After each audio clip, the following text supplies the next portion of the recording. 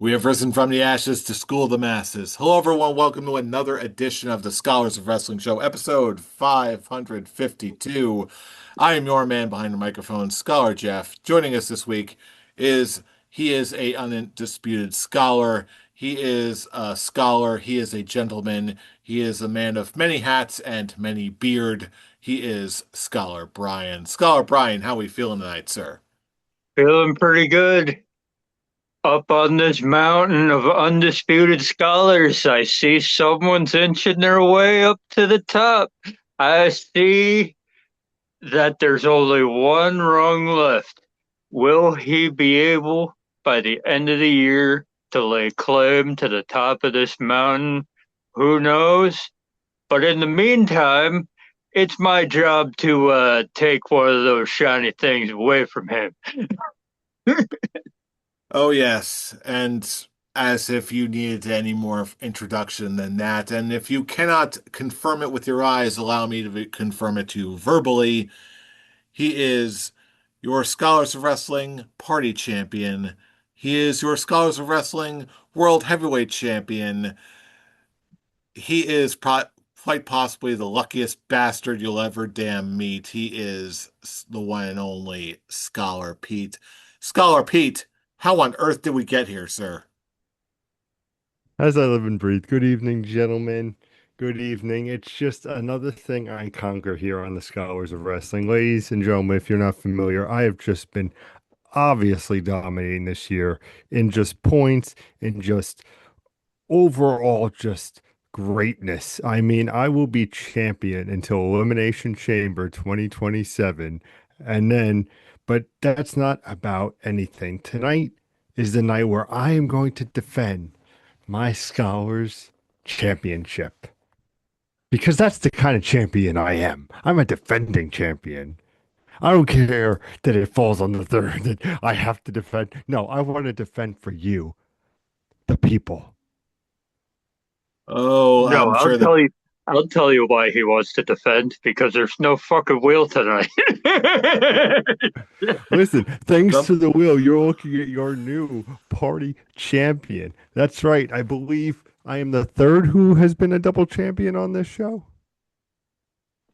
Just Yes, you and sir. Scholar Tarek, I believe. So just crawling my way to become an undisputed scholar. and now the smack talk starts once again. But you know what? We've got the perfect solution to that because we got another round of prediction games coming your way. But first, we need to talk about how on earth Scholar Pete got to be here. And that's, of course, through his predictions on AEW Double or Nothing last week. It was a hell of a show, and we're going to break it down real quick before we get to the meat and potatoes of this show. So, yeah, we all saw the show. We all absolutely were raving about it all weekend long last week. Of course, just because Pete, you were the only one to walk away with a belt last week, didn't mean that we didn't just enjoy the show for what it was. So, Scholar Brian, tell us a little bit about Double or Nothing. What'd you think of the show? Well, first of all, the wheel giveth, the wheel taketh away. It was bound to come back around and give Scholar Pete some good news. Basically, after the 6 to 8 months of the wheel just completely shitting on Pete's head, you knew that at least one time it was going to come back around and be like, I am sorry for all that I've done to you. Here, have a good one, sir. And of course, it there was no way that Jericho wasn't going to get the pin in the Stadium Stampede. So I'm just happy that it was on the other member of the demand and was because that would have been the biggest kick in the pants if he pinned Toa Leona and it was me losing a point. Then you'd have an angry scholar on your hands. However, the show as a whole, top five AEW shows of all time. It was an all timer. There was There was nothing bad. Everything was at least good. Everything was at least very good. I'll put it like that. Okay, there was no time in the show where you could be like, okay, this is my restroom break or whatever. No, you sit there, you take it, you watch and enjoy the greatness that is happening on your screen. There were five. There was the obvious match of the year candidate with Takeshita and Okada. We knew that that was going to be awesome, and they performed even better than what we thought they were going to do. You have the Owen Hart tournament, which matches were both bangers. You had MJF versus Darby Allin, which was everything that we wanted it to be and more. Every match that needed to perform in order for this show to be good was amazing. Therefore, I have no other choice. But I believe this might be my first goat face event of the year. Sounds And I'm going for it. So definitely. Hell, if I could, I'd go Dave Meltzer and I'd go epic goat face. But I'll just keep it with the goat face. I'll keep it in line with what we're doing here. We don't need any extra categories. Good to know you're being a little bit sensible about this, Brian. But yeah, you were blowing up our group chat the other night, just absolutely glazing this show. And out of sheer instinct, out of just sheer knee-jerk reaction, I just had to be like, "Oh, no way in hell. Absolutely not. That's way too much. It's way too over the top." But then I needed to digest it for a minute. I'm like, I don't know if it's the best one of the year or what, but it's absolutely 100% in the conversation, especially after what we were talking about. I believe I referred to Okada and Takeshita as something like the new Japaniest stateside match I've seen in years, something like that. And it was. It seemed like the best of New Japan consult. It was the best New Japan match that we've seen in stateside in a very long time. And outside of that, everything from top to bottom was generally satisfying. Fun pre-shows. We got my boy Eddie Kingston showing up in New York during the pre-show, having some fun. It's all good. People pop big for that. Which, by the way, shout outs to the crowd in New York. Like, you endured really crappy traffic coming in and coming out. But damn it, you people came to play and you did the East Coast proud. So frickin' A, we're proud of you. But even before that, like they still got a spectacular show. We got again, that was a like you said, Takeshita and Okada was a match of the year candidate, but we also had no shortage of greatness all over the place. It wasn't the best of John Moxley and Kyle O'Reilly, but there's going to be a series here, absolutely. We got new tag team champs in Cage and Cope, especially after they got attacked later on Dynamite from the Dogs. There's so much promise from all across the AEW spectrum here. We got Declan retaining, which again we kind of figured there was, but there's so much narrative potential coming out of that. The Stadium Stampede was exactly what it needed to be, with a whole bunch of twists and turns and fun and just surprises. Appearance from my boy Leo Rush, that was awesome. And overall, there was just so much to enjoy with this show.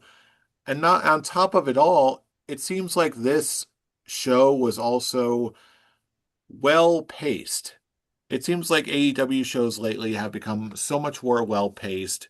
They don't overstay their welcome. They don't they're still going to be lasting long. It's an AEW show, but it feels like everything is paced way more better. That's good. That's a good English, I'll tell you. Yeah, what you mean by that is it doesn't feel it's a 4.5 hour long show. It does not feel like a 4.5 hour long show. The show ends, it says 12:30.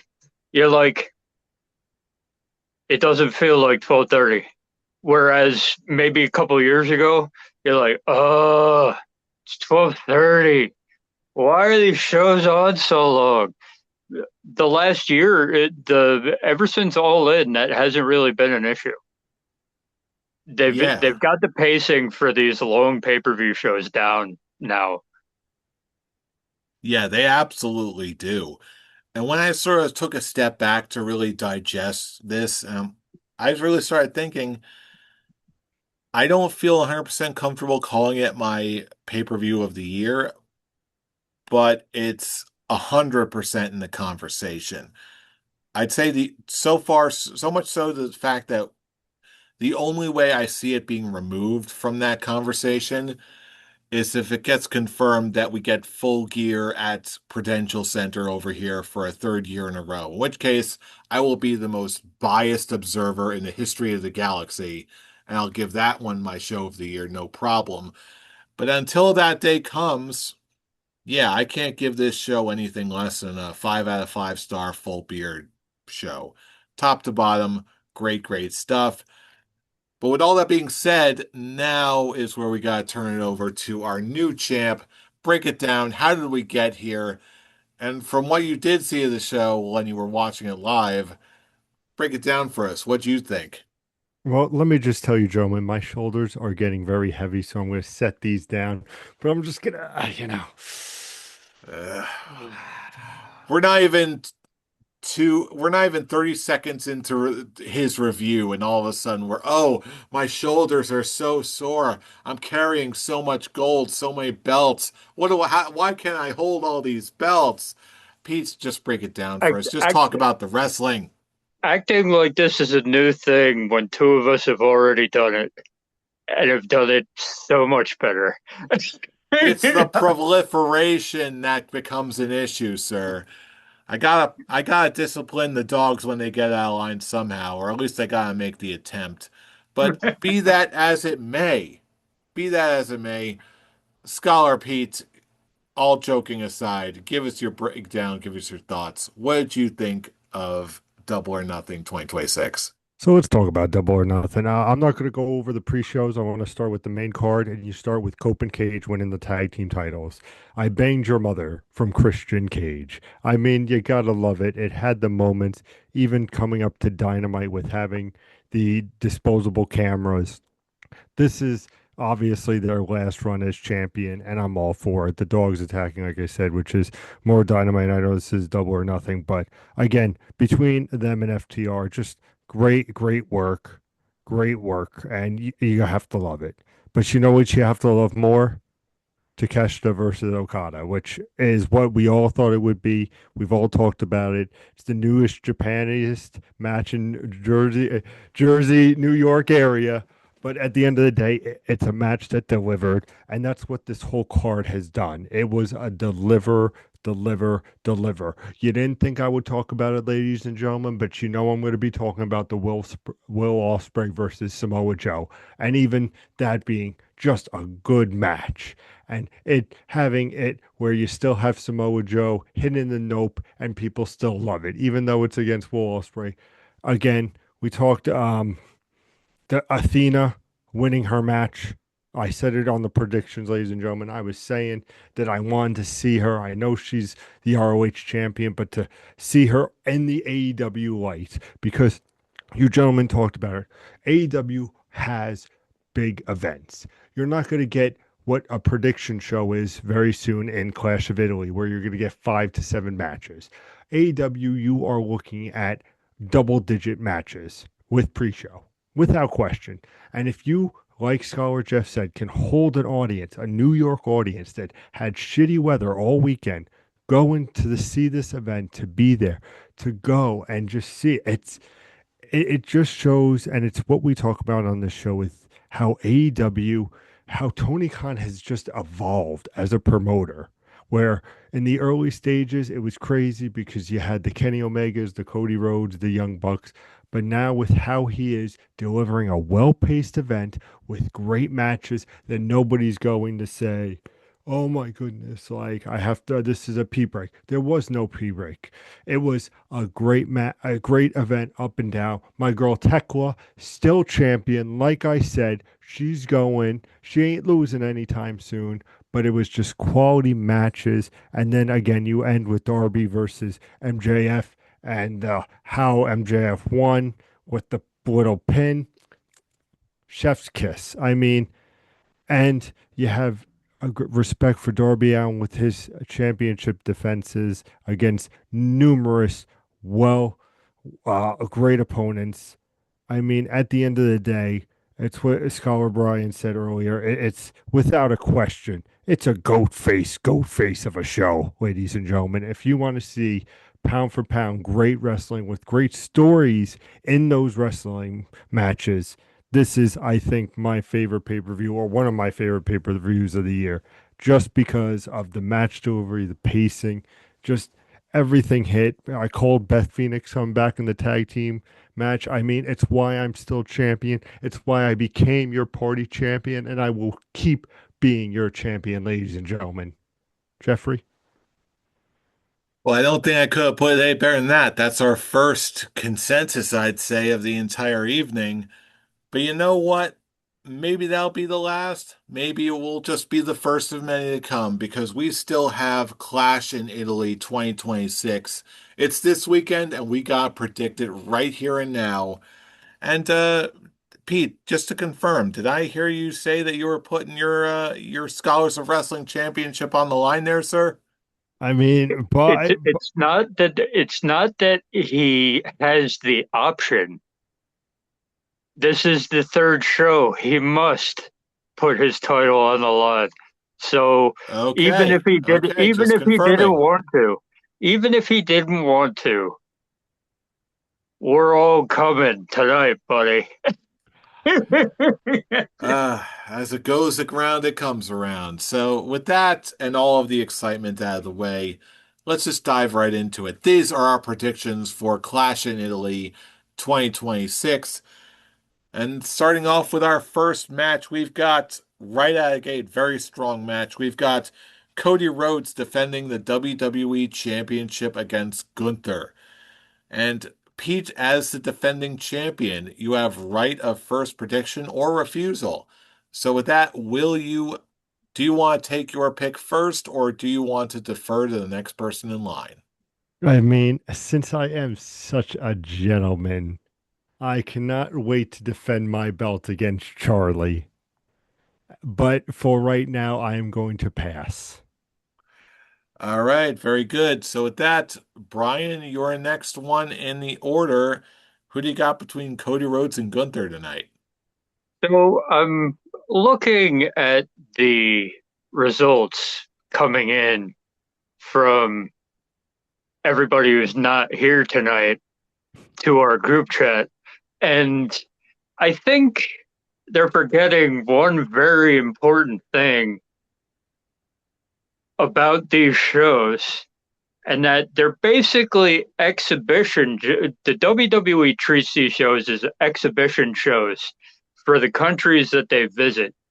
And not a lot of major titles change hands. In fact, I think the only one that's changed hands is Bill Goldberg beating the Fiend, and we all know how that one turned out.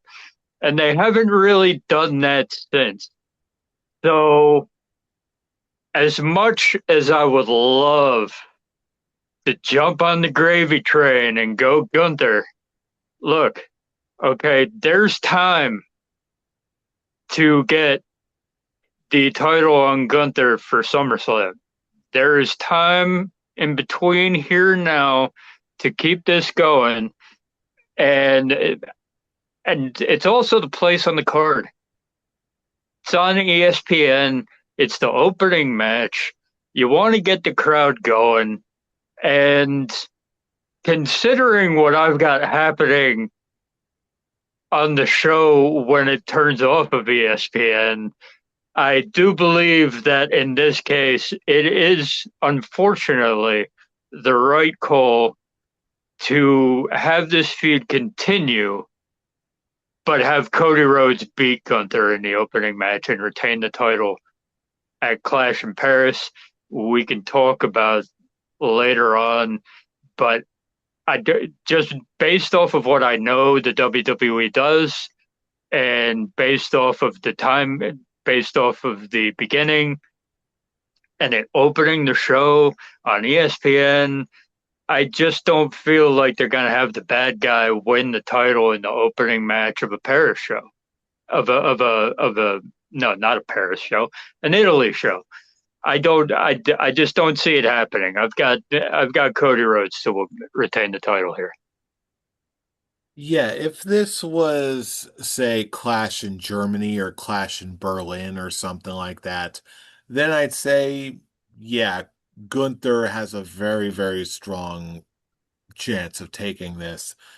But given where it is and the fact that you can very easily extend Cody Gunther for an entire summer, which is probably a far more likely possibility at this point, as much as I would love to see Gunther win this, the time is just not right in my gut, and I'm going to have to go for Cody to win for this one, at least for this time. Pete, it's over to you. Which one you going for? So Scholar Brian, you are absolutely correct. Let me tell you what they're doing here. What my prediction for this match is the fall. Everybody's going Gunther heavy, but no, no, no. You boys are smart, and that's why we're doing this show tonight because the answer is Cody Rhodes. Well, my surprise is here, ladies and gentlemen, is this match I feel is too soon. Like I understand having a summer with Cody and good old fucking Walter, aka Gunther. But let's be real now. What I see happening is Cody winning, but I will give you one more. Because of Cody winning, I think it's gonna up with Gunther, which I think his redemption will be to be retiring Brock Lesnar in Minnesota. And I think that's where we're going to come. And he's going to get back to retiring to become back to the man that he was, who got rid of John Cena, who got rid of AJ Styles. I think Cody still wins this match because, Cody is the face of the company. He is the man. But I think, as you boys were both saying so beautifully before, it's not Clash in Berlin. It's not Clash in Germany. We're talking about Clash in Italy. And I see as this opener that Cody Rhodes, hey, you win your match, and just Gunther, this starts an descent for Gunther, and not in a bad way, but I think in a way where you're going to finally get your Brock Lesnar Gunther match. But more on that, ladies and gentlemen. Stay tuned. Absolutely. That'll move us over our next title match of the evening. We've got Rhea Ripley defending the WWE Women's Championship against Jade Cargill. Yeah, this one is pretty straightforward. Mommy's gonna retain. Mommy's always on top. I like Mommy very, very much. That's all I care to say. Rhea Ripley for the win. Pete, it's over to you. Let me tell you what they're doing with this match. You saw it just before on SmackDown if you were watching. You had the Alexa Bliss and Charlotte Flair interaction. They're clearly teasing for Rhea Charlotte down the line. And Jade Cargill, God bless Alexa Bliss, just saying, like, nobody fucking likes you. Everybody's better than you. Like, why the fuck are you here, basically? And it just shows that, indeed, like you said, Scholar Jeff, it is mommy to win because we ain't putting on fucking no defense title Jade Cargill again. All right, next on the card, Brian, do we have a Yeah, this is consensus here? Do I even this need to is ask it? this is straightforward. It's like this is probably the easiest To match. predict. Like you don't even have to think about this one. It's just like, yeah, it's a rematch from WrestleMania. They're not putting the title right back on the person they took it off of at Mania. And Rhea Ripley is the face of your entire women's division on both shows right now. So it's like, why? Why would you even think about changing the title right now? This is just to get a title match on TV, on a pay-per-view. So that's fine. But This will be 10 minutes straightforward. Rhea Ripley retains. All right, I see wonderful. 7 minutes. No, they're trying to. They still want Jade Cargill to look good, so it'll go 10. It's a 3-hour pay per view with 5 matches. That's fair. But we gotta make sure we get those ad breaks in. Yeah, they did. I Stop know, it. I hit the button. I hit the button. I'm sorry. But yeah, all that aside, we also have our next title match. We've got for the women's intercontinental title, we've got Becky Lynch defending against Sol Ruka. Pete, it's over to you. Who do you got? So this is why I deferred earlier because I felt like with how the lineup was, I was gonna get this. So Scholar Brian, I'm very curious on your answer here because this is where I feel like we could differ, or like you said off show, we might just be on the same path. I mean, there is one answer, and the answer is Becky is not winning this match. Sol Ruka is coming away with the belt. I think it is great. I think it is time to give her the belt. To be frank, it is, again, no disrespect to the belt. It is the secondary belt in the women's division. So it is a great starter belt. And I feel like Becky just builds stars. Look at Tiffany. Look at, and I'm not saying it bad. We all know I love me my AJ Lee, but Becky works with great people. You're going to get great matches, and I think this is going to be the moment they finally give her the ball, and that is my prediction. Scholar Brian, where do you stand? I think that the way you have to look at it is look at Becky Lynch's Twitter account that she's been doing while she's in Italy. She is building up this match as if it's not going to happen because Soruka is not medically cleared. So she's having a grand old time in Italy. She's marking it as a relaxation vacation, if you will. So that tells me everything I need to know in the build-up that she's not taking this seriously, and we all know how that turns out in the end. Does she have a long title reign? Who knows? But what I do know is that Becky Lynch's soul is going to get snatched, and we're going to have a new women's intercontinental champion. That way, Italy can get one title change. Yeah, I you'll get no argument from me. I've been a Sol Ruka fan for quite a while now, ever since I first saw her walk on a TV. Like, okay, this gal's got something special. And I feel like with the way they've been priming everything, the time is now. Pull the trigger on her. Sol Ruka deserves it. At this point, Becky Lynch is Teflon anyway. Give it to Sol Ruka. She is my pick. But with that, now is our penultimate match of the evening. We've got the rematch of the century. We've got Obafemi versus Brock Lesnar. Brian, it's your first pick up. What do you got? I hate the fact that I am making this pick.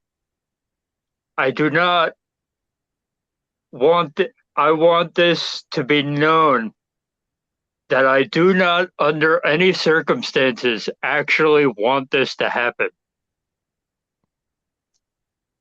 But you do not bring Brock Lesnar all the way to Italy to have him lose. I I hate the fact that they're going to do it.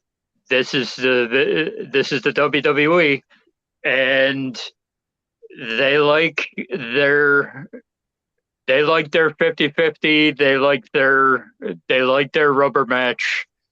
And Night of Champions is in Saudi Arabia, so Brock Lesnar can get his Saudi money by going down there and having the blow off match with Obafemi. I hate the fact that they're doing this because I feel like it diminishes the WrestleMania match. I feel him coming back within 3 weeks diminished the WrestleMania match already. But the fact is, look, I do not think they're going to do another just Obafemi destroys Brock Lesnar again. I don't think I would love if they did do that. I do not think that that is the direction they're going. I think I hate to say it, but I think with Brock Lesnar winning this match. Now we've got a bit of a difference here. I I can see where you're coming from. I'm just, if this was maybe five, even 10 years ago, I'd say, yeah, they're going to do the 50-50 booking thing. They'll go back and forth, go out through the summer. But given the creative regime of what we're talking about here and the sense of what they're building up Obafemi to be, I, I'm sorry, I'm just not, my gut is just like turning away from this. I'm going to go with Obafemi to win again and eventually just go in a different direction for Brock Lesnar leading up to SummerSlam this year in Minneapolis. You make a good point. It's not completely off the cards what you're saying, but for me, there's not enough evidence for me to go whole hog into this. I'm going to go with Obafemi to win once again. Yeah, my issue with your statement about this creative regime is that very recently, and this is why I feel confident in making this pick, very recently they've been falling back on old habits that were occurring before the glory run of 2003, 2023 to 2025. They've been falling back recently on the bad habits that got them caught up in the shitstorm that they were in before that glory period. So with the fact that the last few months have been leaving me cold with the WWE, I no longer have I do not have the confidence that you do in this creative regime anymore. All right, Scholar Pete, looks like we're at an impasse right now. What do you think? Well, since I'm the last one to go, let's talk it out, gentlemen, because now we can. Brian, now don't put anything down yet, Mr. Jeffrey. We're just talking here. Brian, I originally did have Brock, but I feel like we could talk this out a little bit because I agree with you. How do you bring Brock back for 3 weeks just to have him lose all the way overseas? It just doesn't make sense. But again, how are you going to have Obafemi lose? You can't have him lose. He's too big of a star to have lose. So what do you do? The interesting thing is why I bring this up is because if you remember just a mere 15 to 20 minutes ago, ladies and gentlemen, when I was talking about the Cody Rhodes Gunther match, I think that this is going to actually be crazy because I could see Obafemi actually beating Lesnar much faster, maybe even with the F5, like really just insult to injury. Now, I could see that and then have Brock go on this kind of redemption tour. You have him go to Saudi Arabia and beat up somebody who he wants to beat up. Throw him XYZ superstar and have Lesnar have a great match in Saudi Arabia. Have him be that great victory. And then something happens with Gunther and they have a stare off going into SummerSlam. But again, it's like Brian says, you can't bring Brock Lesnar back after 3 weeks after this retirement because if you just lose, how are they going to play it off? So I think to me this is the hardest of the night. Truly, I think. But at the end of the day, Say it. Say it. Go be a man, Hulk. Say it. I see.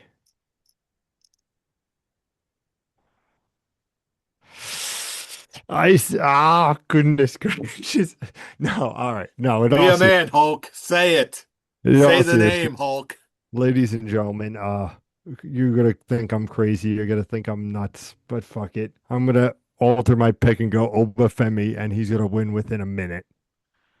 Okay. Femi in 60 seconds or less. A very bold prediction from the champ. We'll see how it goes. I will say this. All right. I pray that you are correct. I think there's no other way. And all on it, like I, I don't. I, I, I, I understand this.